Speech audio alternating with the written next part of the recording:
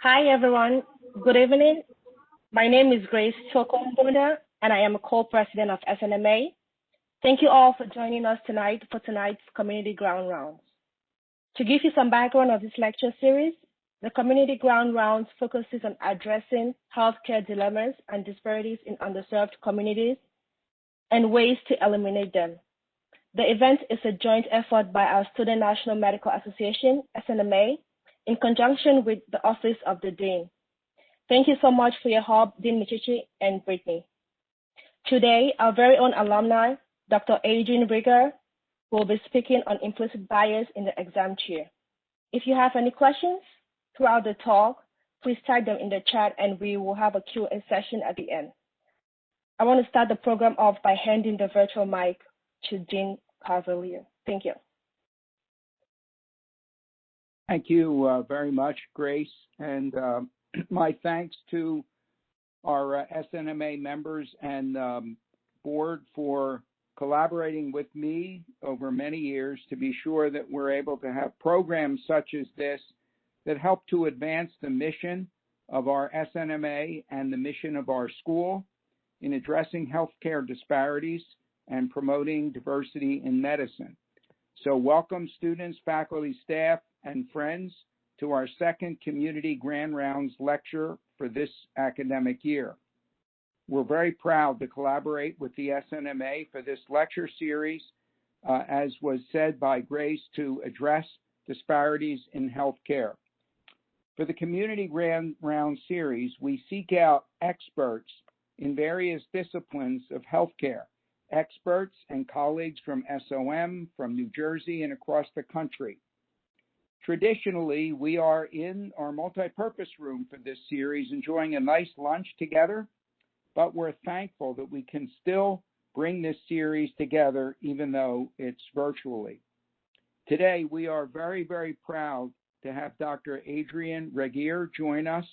Dr. Rigueur is a great leader and a tremendous advocate of our school and our students, and it always makes me very proud as dean when we can bring back one of our own graduates to join us in a discussion such as this. Dr. Adrienne Rigueur is an emergency medicine physician at Virtua Voorhees Hospital, which is one of our partner and affiliated hospitals. In fact, we're working on strengthening and increasing our partnership with Virtua. Adrienne, maybe you could help us with that. Anyway,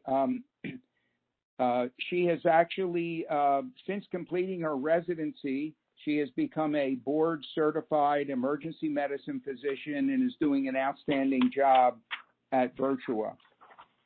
Dr. Rigueur proudly hails from South Jersey. She was raised in Camden. She earned a master's degree in cell biology from Rutgers University. She graduated our own Rowan-SOM in 2005. She went on to complete her residency in emergency medicine right here at our Rowan-SOM program. As a medical student, Dr. Rigueur had served in many leadership roles with the SNMA, and now she returns to serve as a featured faculty member, and we are very proud. She currently serves on the board of the Rowan-SOM Alumni Association and chairs the SOM Young Alumni Engagement Committee, which is responsible for a number of new initiatives to create alumni and student engagement. Adrienne, thank you for joining us to discuss such an important topic, and please know that we're very proud of you. So, I want to thank you all for having me. I am a proud alumnus of the SNMA, Student National Medical Association. During my time there, I did serve as president, and we did a lot of good things, and we had a lot of help, and I had a lot of classmates that helped, including Dr. Nefertiti Childry, Dr. Catrice Larice, Dr. LaToya Jackson, and other great members of my class of 2000. I can't believe you told my age. Anyway, so today I am talking about implicit bias in the exam chair. I do want to thank my family, including my mom, my husband, and my kids, for giving me the time to do all these other things outside of the ER. So let's get started. Now, I'm going to ask you guys to participate, mostly by putting things in the chat box because we can't raise our hand and talk like if we were in person. And there's specific times where I want you to participate too. So just look out for little cues about when you should participate, and please welcome and enjoy the talk. Now, I can be boring and long-winded, so make sure you have good things to say and good questions, because it will make it much more enjoyable for all of us to gain knowledge from not just me, but from your questions. So how did I come up with this topic? When I came out into the real world, I never realized the difference between being a student and being an attending would be not just medically different, but socially it's a different thing. And when you go into a patient's room that first time and you say, "Hi, I'm Dr. Rigueur. What brought you to the ER today?" You get so excited and you're so gung-ho and you're ready and you're like, "Oh, do I need to do a chest tube? Do I need to read the EKG?" You're just into it. And what I wasn't prepared for was some of the answers that I received as I came through that door. And I can say that a lot of times when you're in residency or even as a student, you go into exam rooms with doctors all the time and you think you know what's going to happen. But I can say I never saw some of the responses that I get when I was training, which made me say, maybe we need to talk about this more. Maybe we're not talking about what it feels like on the other end of the chair, the doctor. We talk a lot about health disparities from the patient standpoint, and it's a very important topic, and it's something that needs to be addressed definitely. But I think this is also a topic that our students and even our patients need to consider. Some of the consequences of bias coming from the exam chair can not only affect the practitioner, it can affect the patient, and it can also affect the whole relationship and how we move forward. Now, my relationships with my clients or patients, 240 minutes. That's what they say I get. But from a family medicine standpoint, from other specialty standpoints, it's longer. So this is something that definitely should be discussed. So in order to get us all on the same page, I brought up some definitions. So what's bias? There are three types: unconscious and conscious. And then implicit kind of is a mix. So unconscious, basically, I'm biased. I'm not really aware of my bias. I don't do it on purpose per se. It's just maybe part of just how I talk.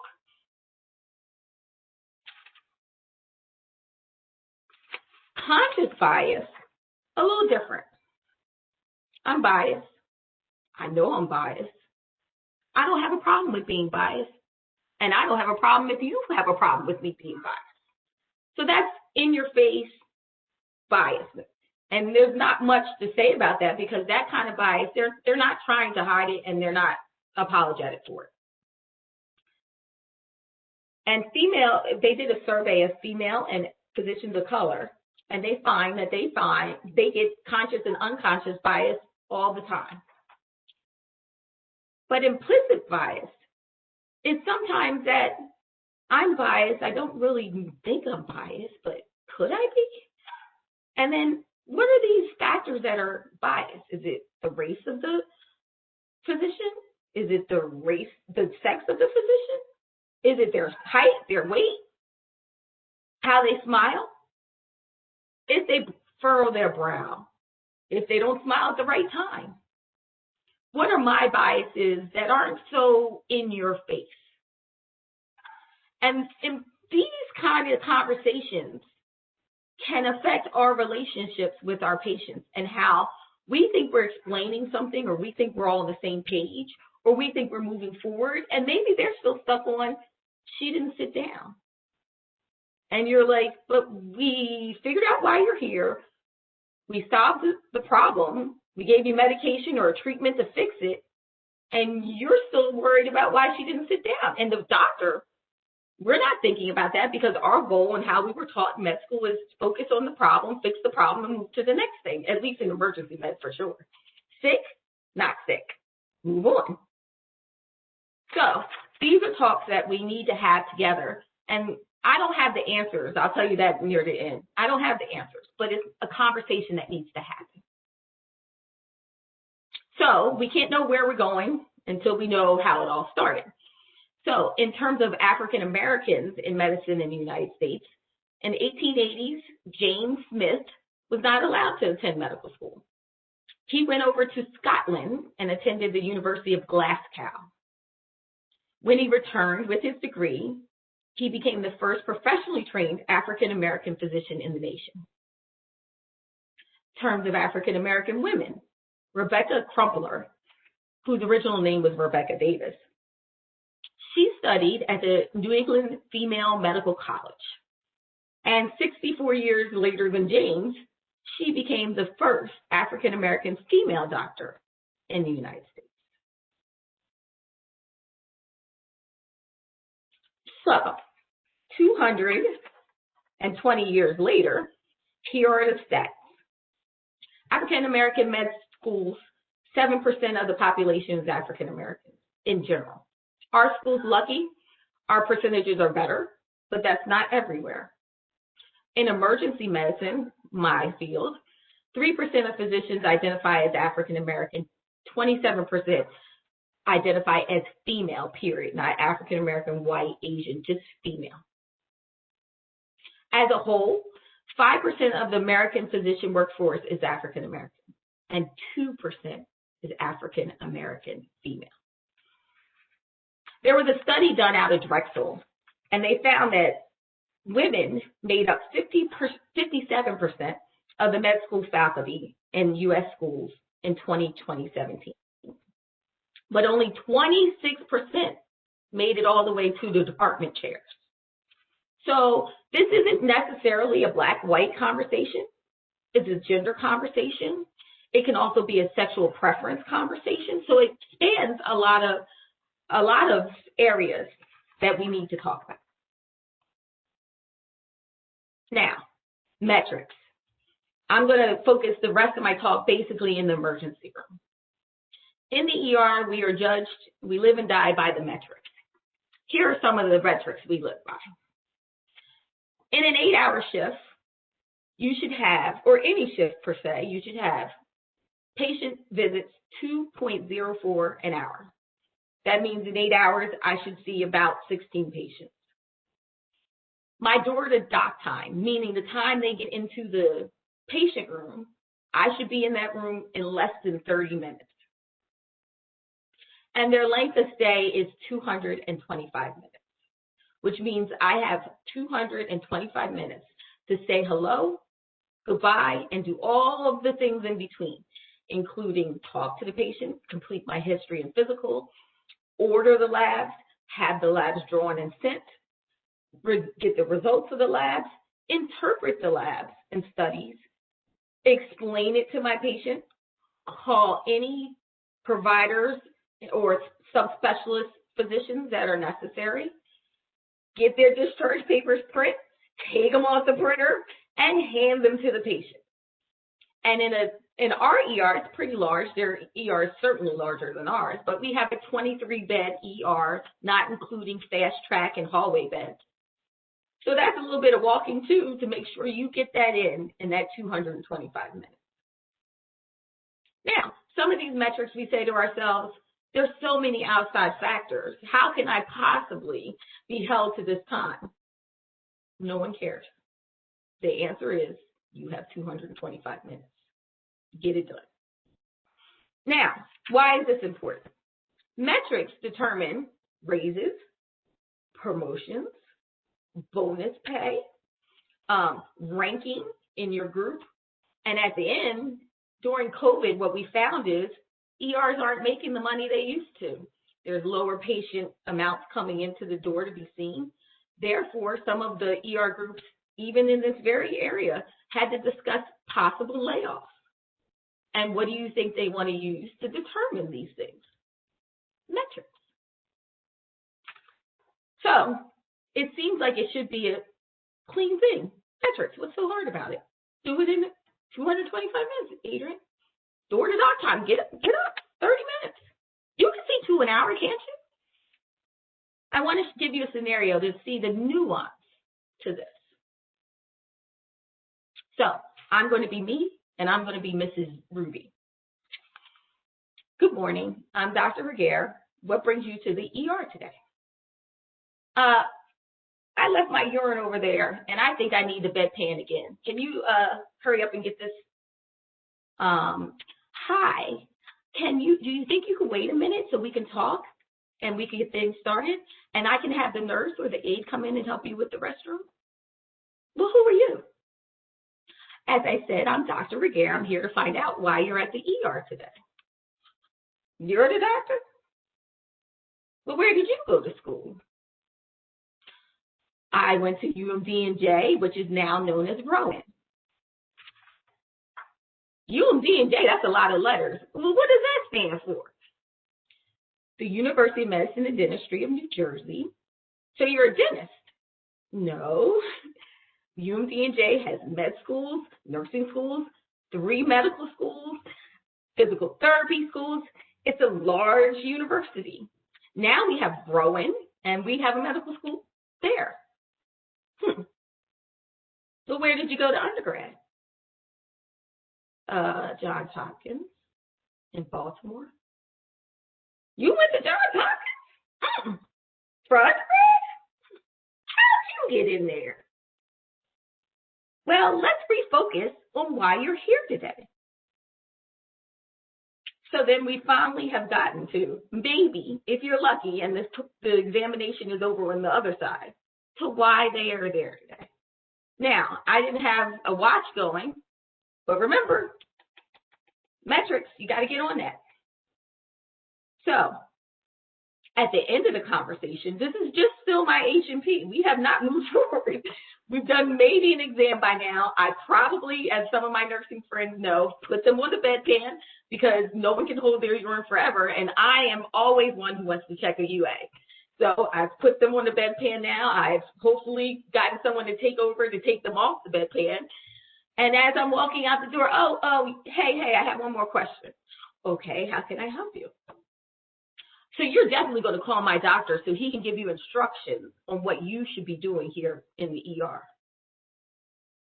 Well, no, I'm the ER doc. So what usually happens is I do a workup, and if it's necessary to call your doctor, I certainly will call him and give him an update on what happens. But I certainly don't think I need to call him now because I don't have much to tell him. I want you to call him now before anything's done. Well, we already drew your blood. We're about to send your urine. Let's send that, and then we'll give him a call. If that's the way you want to do it, but I really think you need to call him to get instructions on what to do. Okay, we'll go ahead. So let's break down this conversation. This is the time where I need you guys to get in that chat box and tell me some stuff. Tell me some of the takeaways you got from that conversation. I know my takeaways because I do it all the time. But I'm curious to see what you guys think. So I'm going to give you a few seconds to type to let me know some of your thoughts.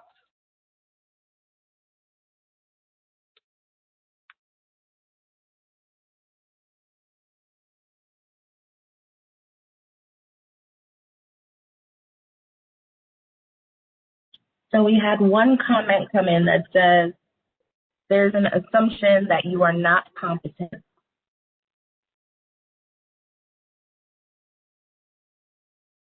Assumedly based on what you look like.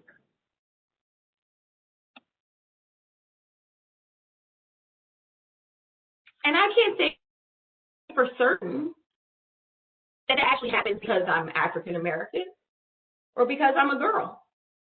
But I can say that on my shadowing, I never experienced that. I never had to recite my resume, my CV, from beginning to end before I could even get started. Go ahead, Rachel. Sorry.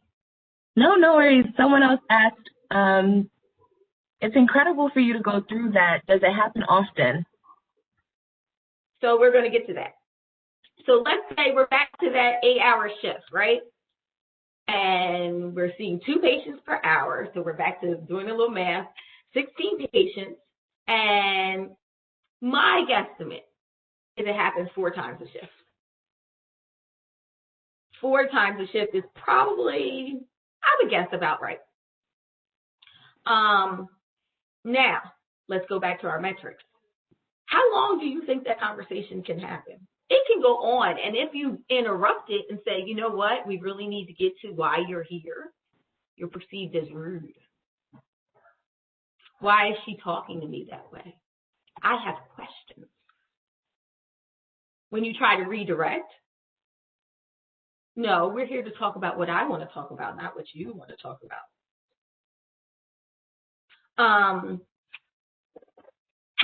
It's a little insulting. How did you get into Johns Hopkins? Well, sometimes I do give this response, and my nurse friends will tell you, well, I did this application online. I filled it out. I hit send. And guess what? They said, come on over.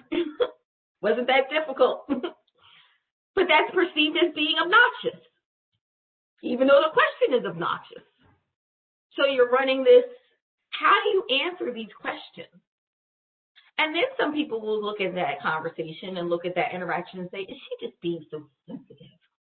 My God, they just wanted to ask you a few questions. What's the big deal? Yeah, I could rise above the situation, just keep working, put my head down. But at some point, it makes an effect in my relationship with my patient, an effect on me being an effective doctor. I think there's another thing that came in, Rachel. Yeah, someone else mentioned the extra time that you spend justifying your presence. There's another comment talking about the patient showing their bias. And the last comment is there's an assumption that you are not to treat the patient until their doctor says so. So some of that, the last part, I'll go first. A lot of people don't understand what emergency medicine is. So I don't know if that's an age thing now, because younger people understand to a certain extent what emergency medicine is. Older people think, oh, you finish med school, they throw you in an emergency room to get your feet wet, and then you pick a specialty. Because I get all the time, well, when are you going to specialize? And then I always say, well, I did a residency program 4 years to learn how to be an emergency medicine physician. They're like, oh, really? That's a specialty? And I say, yeah, it really is. So that's a little bit of the older crowd. The younger crowd thinks the opposite. They think that we do everything and they don't need a family doctor.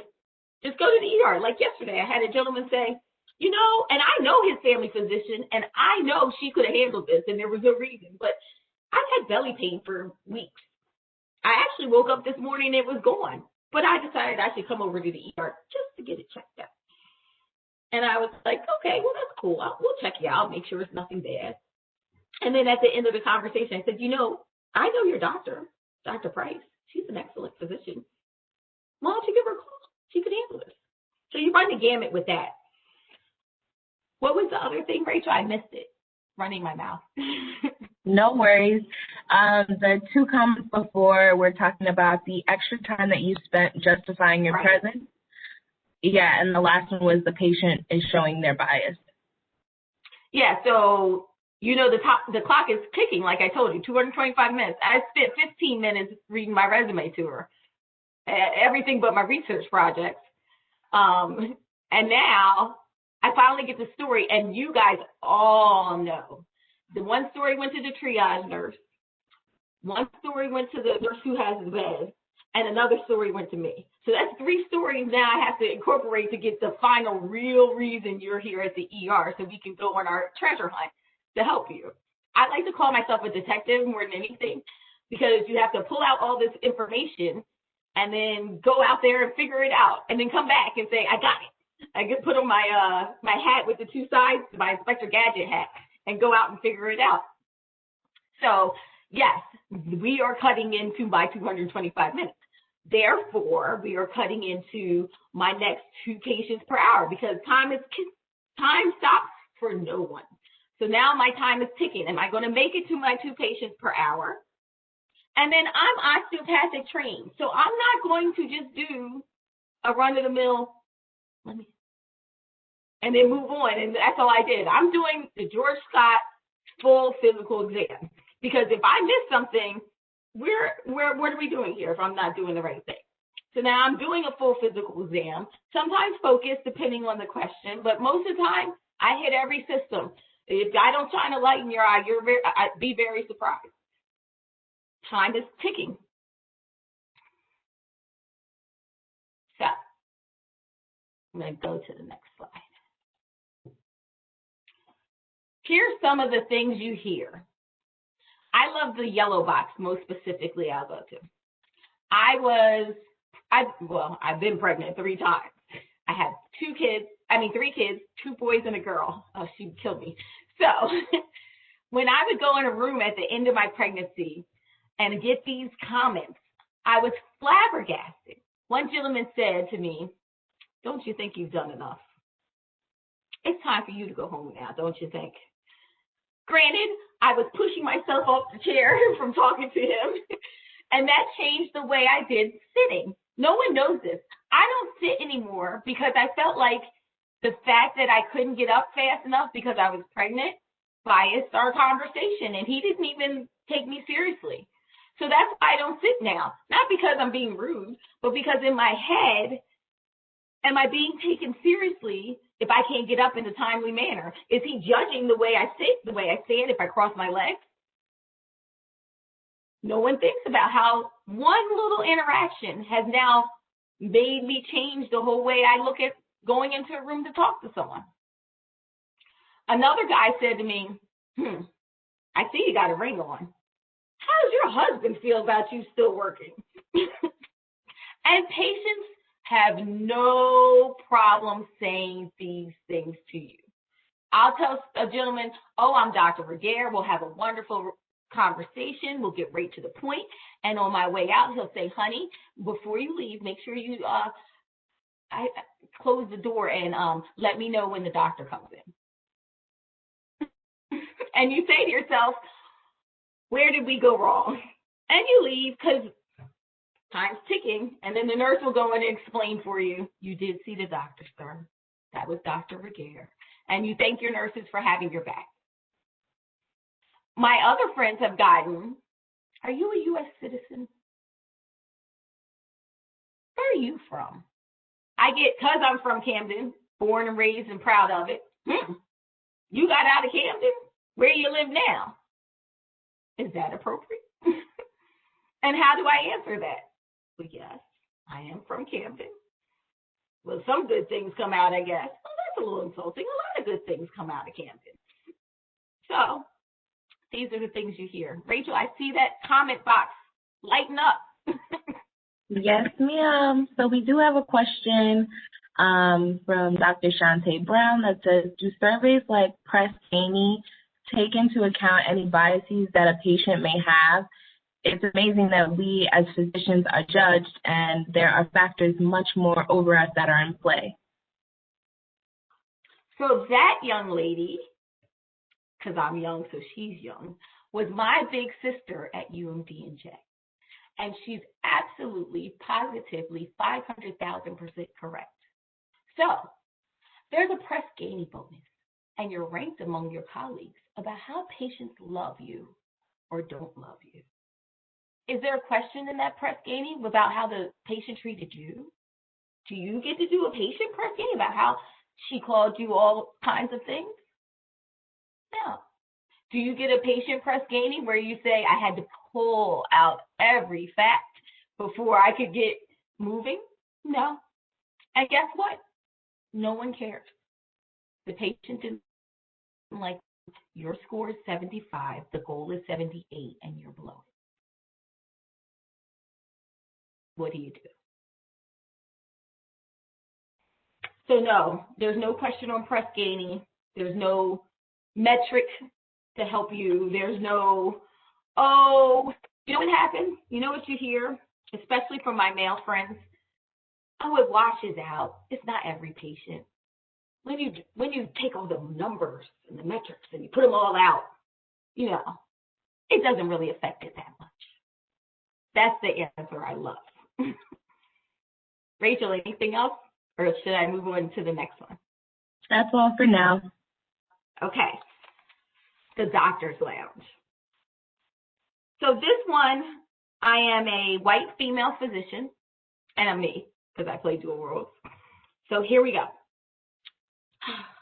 I am so tired of patients thinking I'm the nurse or the secretary. Have you ever been mistaken for the janitor? The janitor? My heavens, no. How about the aide? No. Has anyone handed you your urinal and said, here, take care of this when you walked in a room?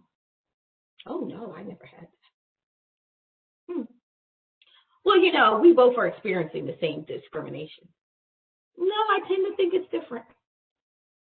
So that is an example of, now, the white female physician didn't mean to equate our discrimination, but her bias was that, oh, we're equal in that.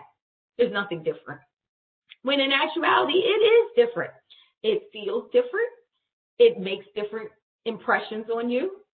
Yeah, being a Black female doctor is like a double whammy.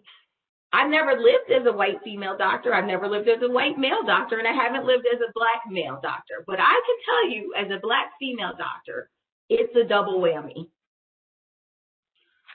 And the belittling of the situation to make other people feel better takes a toll. Now, I know you see me sitting here talking to you, and you're like, she's so confident, and she's so this, and she knows her stuff, and I can't imagine this even bothers her. You have no idea. Years, days, hours, you sit down and you say to yourself, well, what am I doing that I'm not perceived as competent? If I smile a little harder, will they believe I'm the doctor? Or if I'm more stern and to the point, will they respect me more? Should I stand?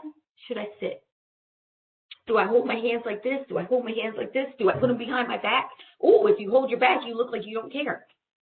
No one knows about these 1,000 little cuts you're taking every time it happens. And no one prepares you for it. And I don't think a lot of people ever think about it from that perspective.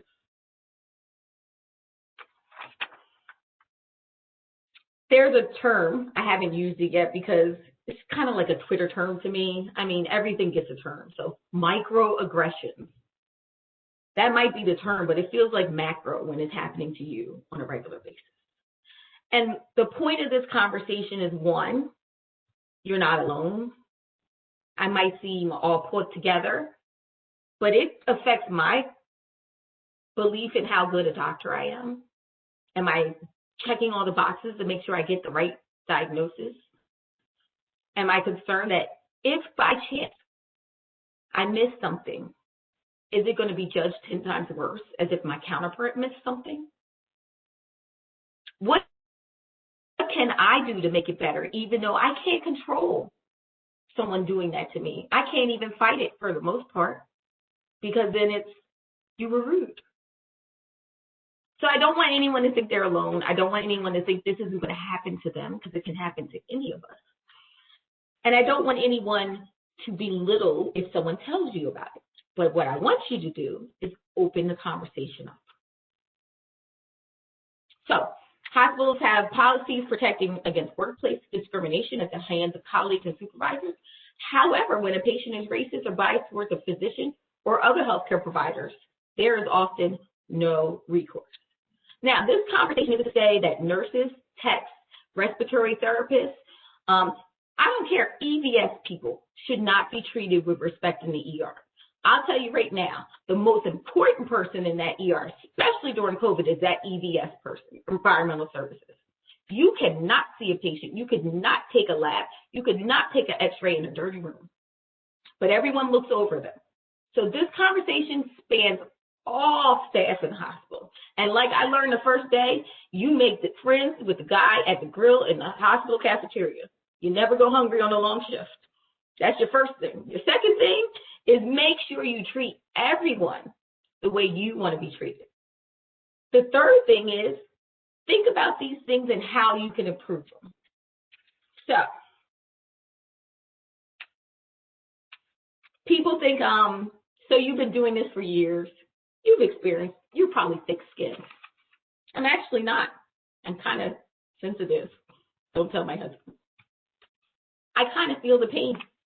A lot of shifts I do get in my car and I let it all flow. And then you wonder, what can I do? So when Dean asked me to talk, I said, maybe, I think we were having a conversation. I was explaining this, and he said, I didn't realize this happened. And I said, I don't think a lot of people do realize this happened. So I thought my answer to this is, maybe by talking about it, we can help. Maybe we can help two different ways.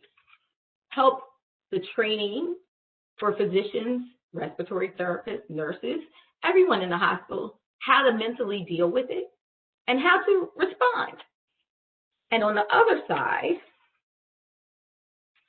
let me do the training part. So there was a survey, and they found that most students are not taught about this or taught how to handle it.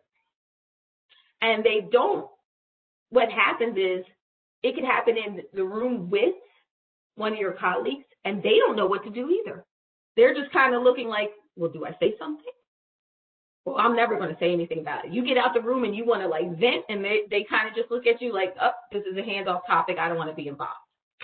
So the training piece goes to three different areas: training students on how to take it and how to respond and how to not have 1,000 little cuts every time it happens. Training on all our colleagues on how to respond if it happens in front of you. And training for our patients. Now that, I think that's the biggest bucket that would be hard. And I don't really know the answers as I started. I just know it's something that needs to be addressed. So, better clinician training, better patient education. So I was going through some magazines in the waiting room one day. There's an AARP magazine. It was teared to shreds. So I think the people in the waiting room actually read them. Maybe we should do some articles. Maybe we should have some PSAs or pamphlets. I don't know. That's where I look to you guys to help me with answers. The last thing, and I think we'll wrap it up and open up for questions, is we also need buy-in on that this is a conversation that needs to be had from our C-suite, meaning our corporate CMOs, COOs, some more CCCCs, from our supervising physicians. When they go and they do your evaluation and they say, what's going on with your time? Do they really think about those 4 patients that added 20 minutes to discuss your resume? Do they know it's happening? Do they care? So at this point, that's a reference slide. And then I will open this up for questions.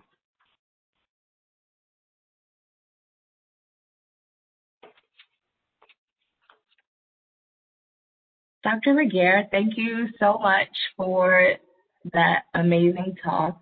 While I wait for other people to put their questions in the chat, I thought I might ask you a question, if that's okay.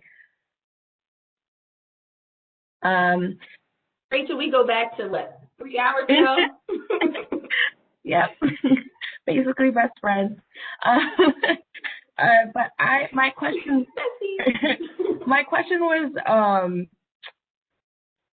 it's more of like a comment. I guess it's kind of open-ended, because I think I grew up in Brooklyn, and I'm of Caribbean descent, so my family is from the islands, Grenada and Jamaica. And, you know, like, they're always so excited and talk about, you know, like, medicine with such prestige and honor and all these things.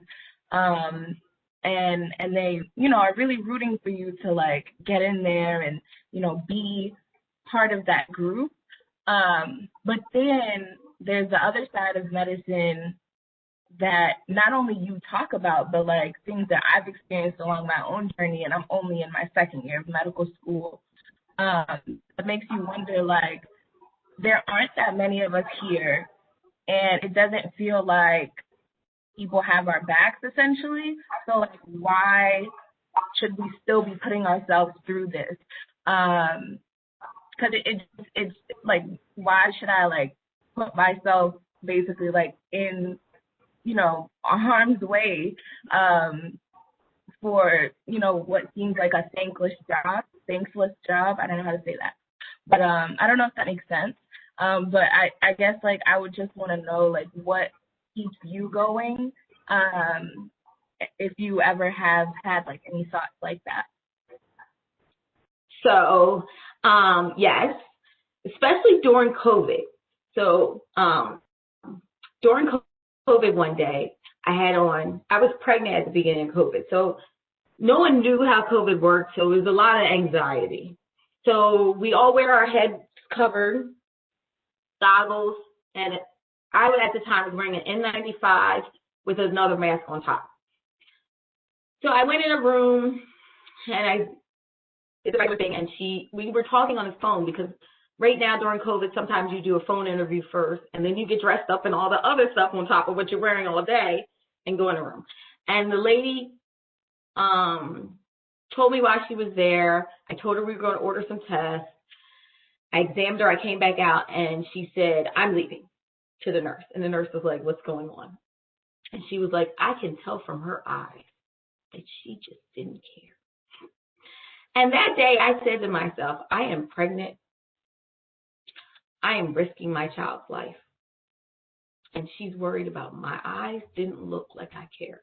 First of all, how can you see my eyes? I've got 13 layers of everything. How can you even comment on my face? So, yeah, I got frustrated. I get frustrated, but you know what? Our patients need us. Even the ones that don't like us. And I don't know, I think it's the way I was trained osteopathically. You got to get beyond that and think about the bigger picture. And they need us. They really do. Even dumb people need smart people to help them. That's what I say all the time. Even people who make bad decisions need someone to help them, guide them towards the right decision. Even if they don't want to hear it from you, you have to be there to stand your ground and do what you know is right, even if the person doesn't want to let you do it. So, do I get discouraged? Sometimes I come home and say, I'm done with this. Done with it. Don't want to do this anymore. And then I look at those loan bills. And I say, I think I might be able to go right back in there. But I also think about my patients, specifically, to be honest, my African-American family that comes to the ER. Those patient experiences, even though sometimes they go the same way, they will grill me. But it's a different conversation. And at the end of it, they say, you know what? I'm so proud of you. And I'm so proud that you're my doctor. So after those 4 experiences that break your heart, you get that one little old lady with her little purse. And she says, you know what? I'm so happy you're my doctor. And you're like, oh. And you're like, she's so cute. And the nurse is like, she just pooped all over the bed, Dr. Rigueur. She's so cute. So those are the things that keep you going in my long-winded answer. Sorry. No worries at all. So we have another question that says, what are steps that medical practices could take to educate patients? For example, illustrating and highlighting the diversity and experience of the physician staff in waiting and exam rooms with a statement that diversity, inclusion, and health equity are essential values of that practice. Say it one more time. You were breaking up. I'm sorry. The question was, what are steps that medical practices could take to educate patients? For example, illustrating and highlighting the diversity and experience of physician staff in waiting and exam rooms with a statement that diversity, inclusion, and health equity are central values of that practice. It definitely, and not just in exam rooms. I think it needs to be everywhere. You need to see pictures of physicians in movies, TV, reality TV, ads. We see an ad for Ozempic. My son knows the song. He sings it to me, and I'm like, that's not a real song, dude. We need to see it regularly. And the more we see it, the more it becomes commonplace. It's just a matter of making that happen. I don't think most of the population knows there's only 2% African-American female physicians. In my little bubble, every physician is African. We have a friend group spanning the world. It seems like there's a billion of us. They're not. And I don't know that people realize that. So I think putting signs up in your exam rooms and waiting rooms that show female doctors, doctors with religious coverings on their head. There's nothing abnormal about it. Doctors of different sexual orientation. It needs to be a hitting you all the time thing. Unfortunately, repetitive things help seep it into your daily life. Pamphlets, like I said, that AARP magazine, maybe we should start doing articles about it. But it definitely needs to be addressed.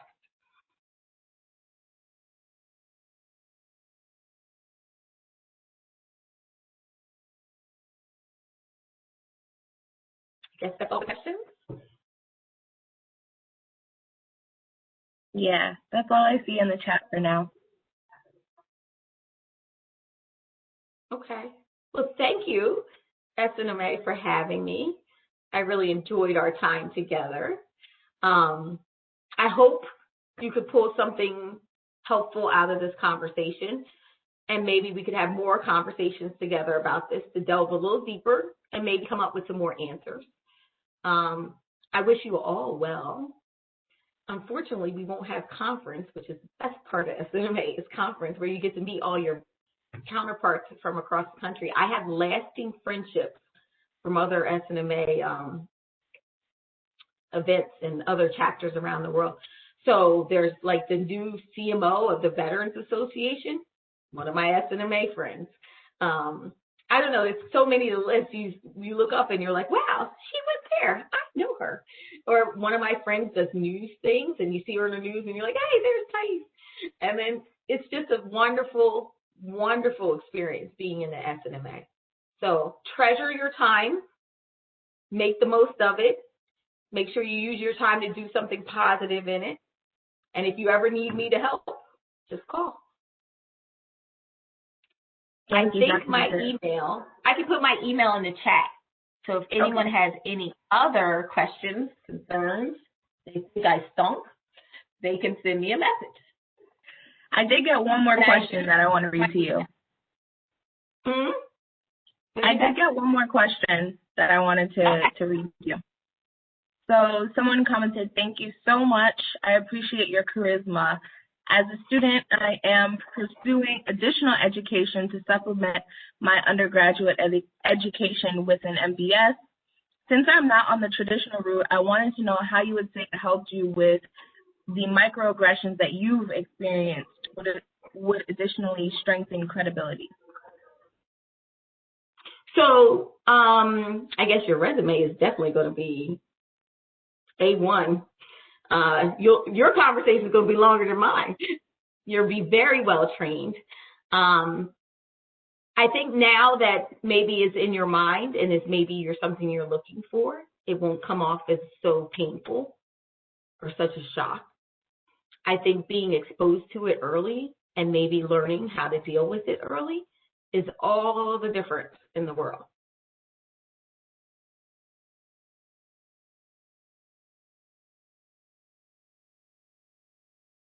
Thank you so much for talking with us today, Dr. Rigueur. Rigueur. I don't know what you were saying about being boring, because honestly, you kept us captivated the entire time. Your real life examples, they were heartbreaking, but at the same time, they kept it real. And you're right, we always do talk about biases in healthcare in terms of us towards the patient or towards the actual system, but we never actually talk about the patient's bias or the healthcare workers. This is actually, I think, the first talk we've ever had about this. I feel like we've talked about it together socially, but never formally. And I didn't realize how much it would impact patient care from their end as well. But yeah, thank you so much for talking with us today. And I know I've seen you talk several times before, and every time it's amazing. So thank you. Thank you. And thank you so much to everyone else for joining us tonight.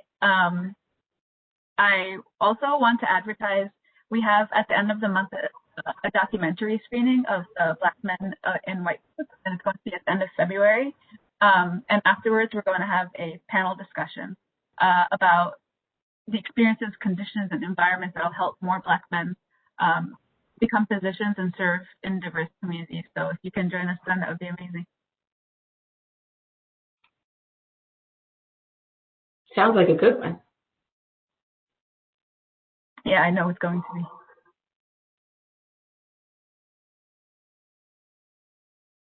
So yeah. Thank you, everyone. Thank you, Dr. Rigueur. Thank you, Dean, our student leaders. Great program.